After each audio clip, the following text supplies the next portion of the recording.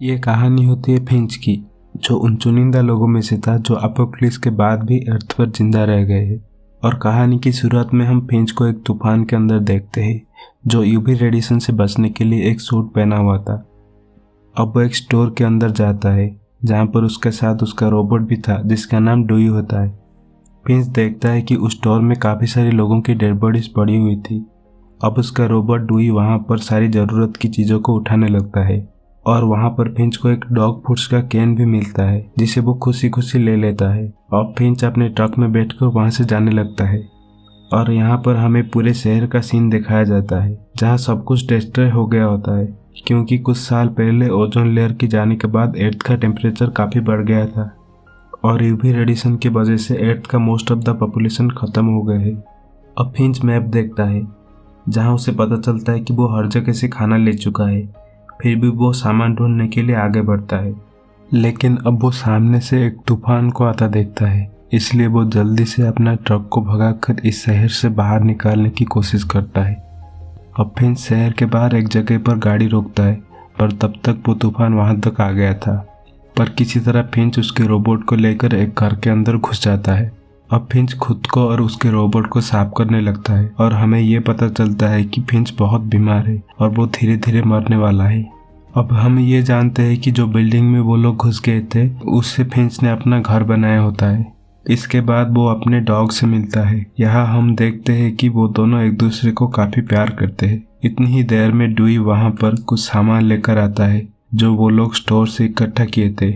इसके बाद वो अपने डॉग को खाना खिलाता है। अब वो जब अपना फ्रिज चेक करता है, उसे पता चलता है कि उसके पास तो खाने के सामान बहुत ही कम रह गए हैं। इसके बाद फिंच बहुत सारी बुक्स को लेकर एक मशीन में डालता है, जहां वो मशीन खुद ही बुक्स को स्कैन करती है और इन्फॉर्मेशन निकालती है। अब हमें ये पता चलता है कि फिंच दरअसल एक रोबोट बना रहा था। इसके बाद फिंच रात को एक बुक पढ़ता है, जो रेडिएशन से होने वाले बीमारियों के बारे में था, और समझ जाता है कि वो रेडिएशन पॉइजनिंग से जूझ रहा है। आगे हम उसे उस रोबोट पर काम करते देखते हैं, जहां वो उसका पुराना रोबोट डूई का कैमरा से निकाल कर उस न्यू रोबोट पर लगा देता है, और फिर स्कैन किया हुआ डाटा अपलोड करने लगता है। अब टाइम आता है उस रोबोट को स्टार्ट करने की, लेकिन वो स्टार्ट ही नहीं होता। ये देख फिंच निराश हो जाता है और अपने कुत्ते की तरफ देख कर कहता है कि हम नाकामयाब रहे। पर कुछ ही देर में वो रोबोट फिंच की बातें सुनकर उसे इशारे में जवाब देने लगता है, और ये देख फिंच बहुत खुश हो जाता है। फिर फिंच उसमें वॉइस सॉफ्टवेयर को एक्टिवेट करता है, जिससे वो और वो रोबोट आपस में बात कर सकते हैं।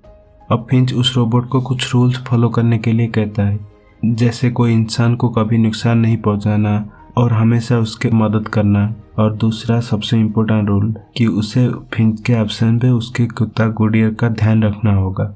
वो लोग बातें कर ही रहे होते हैं कि वहाँ की लाइट चली जाती है और वो रोबोट बंद हो जाता है, और हम फिंच को बाहर निकलते देखते हैं, जो विंड हील को रिपेयर करने गया था, जिससे उसके घर में इलेक्ट्रिसिटी आता था। अब वहाँ पर उसकी नज़र सामने से आता एक तूफान पर पड़ती है, जो बहुत ही बड़ा और खतरनाक था। अब वो जल्दी से नीचे आकर उस रोबोट को वेदर सिस्टम से कनेक्ट करता है, जिससे पता चलता है कि वो तूफान अगले 24 घंटे में उन तक पहुंच जाएगा, और उसके गुजरने में तकरीबन 40 दिन लग जाएंगे। अब फिंच ये सुन के बहुत परेशान हो जाता है, क्योंकि 40 दिन तक वो और उसका कुत्ता उस घर में जिंदा नहीं रह पाएंगे। अब वो मैप में एक सेफ लोकेशन की तलाश करता है, और डिसाइड करता है कि वो सैन फ्रांसिस्को के पहाड़ी इलाके की तरफ जाएगा, और अभी से निकलने की तैयारी करने लगता है, और उस रोबोट की डाटा ट्रांसफ़र करने की स्पीड को बढ़ा देता है। इस पर वो रोबोट कहता है ऐसे में वो सिर्फ 72% ही डाटा ट्रांसफ़र कर पाएंगे, जिसे सुनकर फिंच उसे हंस के कहता है कि आइंस्टाइन भी अपने पूरे दिमाग का इस्तेमाल नहीं कर पाए थे। फिर वो उसे चलना सिखाता है, और वो रोबोट भी तेजी से ये सब सीखने लगता है। अब हम उसे उसका कुत्ता और दोनों रोबोट के साथ वहाँ से जाता देखते हैं, और वो लोग एक पुराना कैंपिंग वैन लेकर वहाँ से निकल जाते हैं। सुनसान खाली शहरों से निकलकर वो लोग खुले रोड पर आ जाते हैं, जहाँ फिंच उस रोबोट को कहता है कि यहाँ पर एक टाइम पर बहुत हरियाली हुआ करती थी।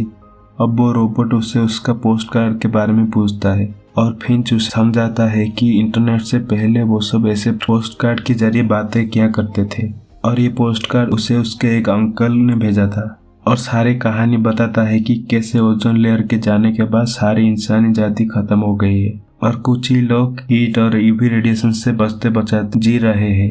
अब वो लोग एक वीरान सिटी के अंदर पहुंच जाते जहां फिंच उस रोबोट को लेकर बाहर जाता है और उसे सर्वाइवल के कुछ रूल सिखाने लगता है। अब वो लोग एक पुराना सिनेमा घर तक पहुंचते हैं और अंदर जाके जरूरत की चीजें ढूंढने लगते हैं। वहां वो रोबोट पहली बार खुद को एक मिरर पे देखता है जहां उसे फिंच और उसमें डिफरेंस पता चलता है। अब वो लोग वहां से कुछ पॉपकॉर्न के पैकेट्स लेके बाहर आते हैं। तभी वो लोग देखते हैं कि वो तूफान तेजी से उनके पास आ रहा है और वो लोग तुरंत ही वहां से निकल जाते हैं। लेकिन वो तूफान अब उनके पास पहुंच जाता है और फिंच समझ जाता है कि अब इससे बच के निकलना नामुमकिन है। अब वो वैन को वहीं रोक के जमीन में कील ठोकने लगता है जिससे वो केबल के जरिए वैन को बांध सके और इसमें वो रोबोट भी उसका मदद करता है। अब वो खतरनाक तूफान वहां से गुजरने लगता है जिससे सारी केबल मिलके भी उस वैन को स्टेबल नहीं रख पाते। लेकिन आखिरकार किसी तरह वो लोग बच जाते हैं। जल्दी वो तूफान चला जाता है और फिंच देखता है कि सिर्फ वही केबल टूटा नहीं था जो वो रोबोट ने लगाई थी। अब वो रोबोट वैन को उठा के फिंच को टायर चेंज करने में मदद करता है क्योंकि फिंच जैक लाना भूल गया था। अब वो दोनों वैन के अंदर जाते हैं जहां वो रोबोट का नाम रखने की सोचते हैं और आखिरकार फिंच उसका नाम जेप रखता है। आगे हम देखते हैं कि जेप गुडियर से दोस्ती करने की कोशिश करता है लेकिन गुडियर उसे बिल्कुल पसंद नहीं करता। जहां फिंच एक स्टोरी के थ्रू जेप को समझाता है कि कैसे उसे धीरे धीरे गुडियर के दिल में अपने लिए प्यार जगाना होगा ताकि वो उस पर भरोसा कर सके। वो बात कर ही रहे होते हैं कि फिंच की तबीयत फिर से बिगड़ जाती है और वो गाड़ी एक पुराना कैफे पे रोकता है। वहां वो गुडियर को जेप के हाथों में पकड़ाकर अकेले ही कैफे के अंदर जाता है। अब हम देखते हैं कि उसे फिर से खून की उल्टी आने लगती है। तभी उसे गुडियर की भौंकने की आवाज़ आती है और वो देखता है कि जेप उसे खींच के बाहर निकालने की कोशिश कर रहा है। वो जेप को ऐसा करने से मना करता है और उसे वहीं छोड़कर गुडियर के साथ कैफे के अंदर जाता है। अब यहाँ जेप वैन को चलाने की कोशिश करता है और इससे पहले फिंच उसे रोक पाए वो वैन ले जाकर एक दीवार पर ठोक देता है। फिंच को पता होता है कि वो रेडिएशन के वजह से धूप में नहीं जा सकता और इसलिए वो जेब से अपना यूवी सूट लाने के लिए कहता है। लेकिन देखता है कि जेब फिर से वैन ड्राइव करके वापस ला रहा है। अब वो फिर से वैन को ठोक देता है और इस लापरवाही की वजह से फिंच नाराज होकर उसे दिखाता है कि कैसे रेडिएशन उसके और गुडियर की जान ले सकता है और अगर वैन को कुछ हो गया तो उन दोनों का जिंदा रहना मुश्किल हो जाएगा। फिर वो जेब को बताता है कि मैंने तुम्हें सिर्फ इसलिए बनाया था कि तुम मेरे मरने के बाद गुडियर की ध्यान रख सको। और जेब को ये सुन के थोड़ा दुख होता है। अब वो सब वहाँ से निकल जाते हैं जहाँ फिंच देखता है कि जेब पीछे उदास बैठा हुआ है और इसलिए उसकी नाराजगी दूर करने के लिए फिंच उसे गाड़ी चलाना सिखाता है। जेब भी शुरुआत में कुछ गलतियाँ करता है लेकिन जल्द ही एक परफेक्ट ड्राइवर बन जाता है। आगे हम उन सबको एक जगह रेस्ट करते देखते हैं जहां जेब पूछता है कि अगर धूप इतनी ही खतरनाक है तो वो सब रात को क्यों नहीं ट्रैवल करते। तब फिंच उसे समझाता है कि उन्हें सबसे ज़्यादा खतरा इंसानों से है जो रेडिएशन के वजह से सिर्फ रात को बाहर निकलते हैं और वो उनका मुकाबला नहीं कर पाएगा। ये कहकर वो उसे अंदर चलने कहता है लेकिन जेब कुछ देर बाहर बैठने के लिए रिक्वेस्ट करता है। अगली सुबह हम देखते हैं कि जेब इंसानों की तरह एक कंबल लपेट कर बैठा हुआ है और तभी फिंच की खांसने की आवाज़ आती है। अब हमें पता चलता है कि फिंच को बहुत तेज बुखार है और जेब उसकी टेम्परेचर को डाउन करने के लिए उसके सिर पे गीला कपड़ा देता है और वो देखता है कि गुडियर भी बहुत उदास है और समझ जाता है फिंच को जल्द ही मेडिसिन देनी होगी और खुद ही गाड़ी चला के वहाँ से निकलता है। आगे हम उसे एक सिटी में एंटर होते देखते हैं जहाँ गुडियर को फिंच के पास छोड़कर वो डुई के साथ एक पुराना हॉस्पिटल में जाता है। अब वो डुई को नीचे छोड़कर अकेले ही ऊपर जाता है। अब ऊपर उसे कुछ मेडिसिन और एक जैकेट मिलता है। अब वो खुश होकर उन मेडिसिन को उठाने लगता है। इधर आंख खुलने पर फिंच बाहर देखता है कि वो एक हॉस्पिटल के बाहर है और समझ जाता है कि यहाँ इंसान हो सकते हैं और वो तुरंत अपना यूवी सूट पहनकर उन्हें वापस लाने जाता है। उधर हॉस्पिटल में डुई इधर उधर घूम के चीजें कलेक्ट कर रहा होता है। तभी उसकी नजर एक टॉय पर पड़ता है जहां वो उसे लाने आगे बढ़ ही रहा होता है कि एक ट्रैप पे फंस जाता है। और पूरी तरह नष्ट हो जाता है। तभी फिंच भी वहां पहुंच जाता है और डुई की इस हालत देखकर बहुत दुखी होता है और वो समझ जाता है कि यहाँ कोई है और वो तुरंत ही जेब को ढूंढने के लिए ऊपर जाता है और जल्दी ही वो उस तक पहुंच जाता है जहाँ जेब जैकेट पहना हुआ मेडिसिन लेकर खड़ा होता है।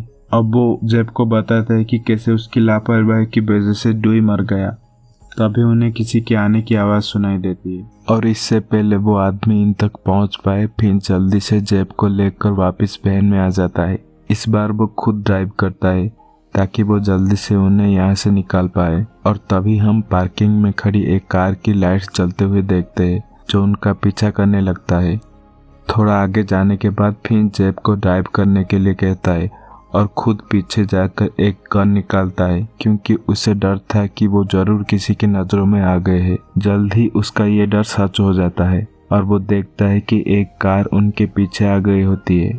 फिंच जेब को तेज जलाने को कहता है ताकि वो लोग इस गाड़ी से पीछा छुड़ा सके। अब उन्हें सामने एक अंडरपास दिखाई देता है और फिंच समझ जाता है कि यहाँ वो लोग उस कार को धोखा देकर छुप सकते हैं और तुरंत जेब से स्टीयरिंग लेकर नीचे की तरफ मोड़ देता है। जेब उसे समझाने की कोशिश करता है कि वो उस अंडरपास से नहीं निकल पाएंगे, लेकिन फिंच उसे ड्राइव करने को कहता है जिसके वजह से उनकी गाड़ी अंडरपास में फंस जाती है। फिंच को उसकी गलती का एहसास होता है और वो उस कार को सामने से आता देखकर समझ जाता है कि अब वो लोग पकड़े जाएंगे। तभी जेब बाहर जाता है और अपनी पूरी ताकत लगाकर उस कार को अंडरपास के नीचे ले आता है जिसके वजह से वो गाड़ी वाला उन्हें नहीं देख पाता। जहां फिंच को लगता है कि शायद वो अब इस काबिल नहीं रहा कि वो इन सबको आगे ले जा सके और वो कैलिफोर्निया जाने की मिशन को कैंसिल कर देता है। अब जेब उसे समझाता है और कहता है कि उसे फिंच पर पूरा विश्वास है कि वो अब भी कैलिफोर्निया पहुंच सकते हैं। और तब फिंच उसे एक स्टोरी सुनाता है। वो बताता है कि कैसे काफ़ी साल पहले सप्लाई इकट्ठा करते समय उसे एक लड़की और उसके मॉम दिखाई दिए जिनके पास काफ़ी सारा सामान था। फिर वहाँ पे एक आदमी आ जाता है जिसने सामान के लिए उन दोनों को शूट कर दिया था और फिंच चाहकर भी उन दोनों को नहीं बचा पाया था। और उस बच्ची के बैग से फिंच को नन्हा गुडियर मिला था जिससे वो तब से अपने बच्चे की तरह प्यार करता है। जेब भी ये सुनकर समझ जाता है कि आखिर क्यों गुडियर फिंच के लिए इतना इम्पोर्टेंट है। आगे हम फिर उन्हें एक रोड पर देखते हैं जहां जेब को ये पता चलता है कि ये पोस्टर फिंच को उसके अंकल ने नहीं बल्कि उसके डैड ने भेजा था। तभी उनकी मशीन बताती है कि इस एरिया में रेडिएशन के लेवल धीरे धीरे खत्म हो रहा है। तभी एक बटरफ्लाई आके उनके वैन के कांच में लग जाती है। जेब तुरंत यह बात फिंच को बताता है जो बाहर जाकर देखता है कि यहाँ का एटमॉस्फेयर फिर से पुराना जैसा बन रहा है और यूवी रेडिएशन और हीट धीरे धीरे कम हो रहा है। बहुत टाइम बाद वो धूप को फील करके देखता है जिससे उसे काफ़ी खुशी होती है। अब हम देखते हैं कि वो अपना एक पुराना सूट पहनकर जेब और गुडियर के साथ बाहर बैठ जाता है और जेब को कहता है कि ये उसके लाइफ का सबसे अच्छा दिन है। जहाँ जेब उसे पोस्ट कर दिखाकर उसके डैड के बारे में पूछता है। अब फिंच उसे फिर से एक स्टोरी सुनाता है। वो बताता है कि कैसे उसके डैड आर्मी में होने के कारण बिजी रहते थे। फिर उसे उसके 15th बर्थडे पर एक पोस्ट कार्ड मिला था जिसमें उसके डैड उसको मिलने बुलाया था और ये सूट भी उसने उसी मौके के लिए लिया था, लेकिन वो दिन कभी नहीं आया और दुनिया तबाह हो गई। अब जेब फिंच को बताता है कि अगर वो सब अभी से निकल जाए तो सिर्फ 18 घंटे में कैलिफोर्निया की गोल्डन गेट ब्रिज पर पहुंच जाएंगे।